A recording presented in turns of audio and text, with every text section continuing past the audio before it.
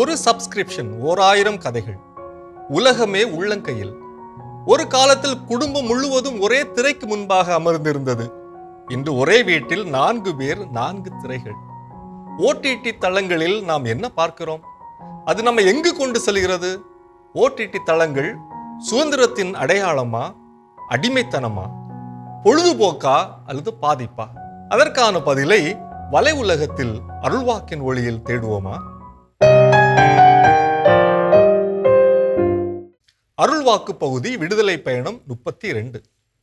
மோசே மலையில் நின்று இறங்கி வர தாமதித்ததை கண்ட மக்கள் ஆரோனை சுற்றி கூட்டம் கூடி அவரை நோக்கி, எகிப்து நாட்டின்று எங்களை நடத்தி வந்த அந்த ஆள் மோசேக்கு என்ன ஆயிற்றோ தெரியவில்லை. நீர் முன் வந்து எங்களை வழிநடத்தும், தெய்வங்களை எங்களுக்கு உருவாக்கி கொடும் என்றனர். ஆரோன் அவர்களை நோக்கி, உங்கள் மனைவியர், புதல்வர் புதல்வியரின் பொற்காதணிகளை கழற்றி அவற்றை என்னிடம் கொண்டு வாருங்கள் என்றார். அவ்வாறே மக்கள் எல்லாரும் தங்கள் பொற்காதணிகளை கழற்றி அவற்றை ஆரோனிடம் கொண்டு வர, அவரும் அவர்கள் கையில் இருந்து அவற்றை பெற்றுக்கொண்டு உருக்கி வார்ப்பு அச்சில் வடிவம் கொடுத்து ஒரு வார்ப்பு கன்றுக்குட்டியை செய்தார். அப்போது அவர்கள், இஸ்ராயேலே, உன்னை எகிப்து நாட்டின்று நடத்தி வந்த உன் தெய்வங்கள் இவையே என்றனர். மோசே தாமதமானார். உடனே மக்கள் உடனடி கடவுள்களை உண்டாக்கினர். அதற்கு முன்பாக ஆடி பாடி மகிழ்ந்தனர். உண்மை கடவுளை மறந்தனர், அவரை துறந்தனர்.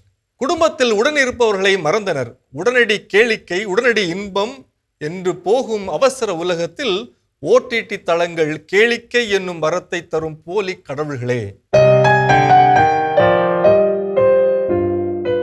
இன்றைய காலத்தில் இணைய உலகில் அதிகமாக பேசு பொருளாக மாறியிருப்பது Netflix, Amazon Prime Video, Disney Hotstar போன்ற ஓடிடி தளங்களே ஆகும். உலக திரைப்படங்களிலிருந்து இணைய தொடர்கள், வெப் சீரிஸ் மற்றும் பல்சுவை நிகழ்வுகள் வரை அனைத்தையும் விரும்பி பார்க்கும் தளமாக அது விளங்குகிறது. பல ஆண்டுகளாக கேபிள் டிவி பார்த்து கொண்டிருந்தவர்கள், குறிப்பாக இளைய தலைமுறையினர், இந்த தளங்களையே இன்று விரும்புகின்றனர். செயற்கைக்கோள் ஒளிபரப்பு மற்றும் கேபிள் வழி ஒளிபரப்பு முறைமைகள் இன்று மாற்றம் கண்டுள்ளதை கார்டு கட்டிங் என்கின்றனர். புற்றீசல் போல அதிகரிக்கும் ஓடிடி தளங்கள் ஒரு தனி மனித விருப்பத்திற்கேற்ப பர்சனலைஸ்ட் வியூவிங் எக்ஸ்பீரியன்ஸ்க்காக வடிவமைக்கப்படுகின்றது. யார் எதை எப்பொழுது பார்க்க விரும்புகின்றார்களோ அதை அவர் எப்பொழுது வேண்டுமென்றாலும் பார்க்க முடியும். பல்வேறு மொழி பேசும் பயனர்களுக்கு அவர்களின் மொழியிலேயே காணொளிகளை தயாரித்து கொடுக்க முடிகிறது.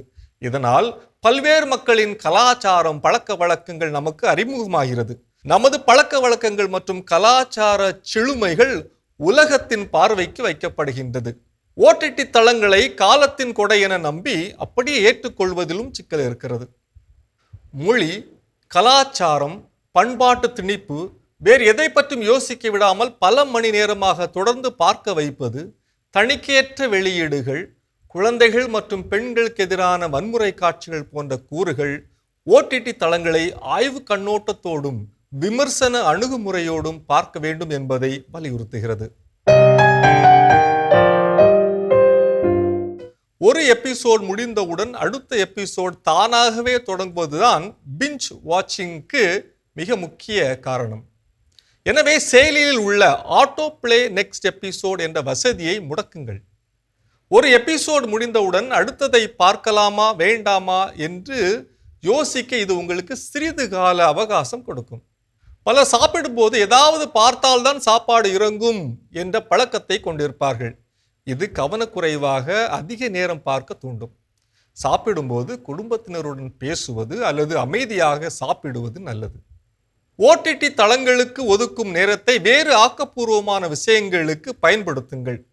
உடற்பயிற்சி அல்லது நடைப்பயிற்சி, ஆடியோ புத்தகங்கள் கேட்பது, நண்பர்கள் மற்றும் குடும்பத்தினருடன் நேரத்தை செலவிடுவது போன்ற செயல்களில் ஈடுபடுங்கள். ஒவ்வொரு மக்கள் தொடர்பு ஊடகங்களிலும் நன்மைத்தன்மையும் தீமைகளும் புதைந்திருப்பது போல இணையதள ஓடிடி தளங்களிலும் அவை காண கிடக்கின்றன.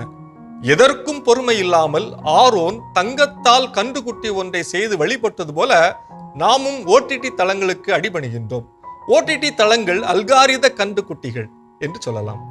இஸ்ராயல் மக்கள் மோசேயையும் யாவே கடவுளையும் மறந்தது போல ஓடிடி தளங்கள் குடும்ப உறவை வலுவிழக்கச் செய்து நமது கடவுள்களையும் மறக்கச் செய்கின்றன.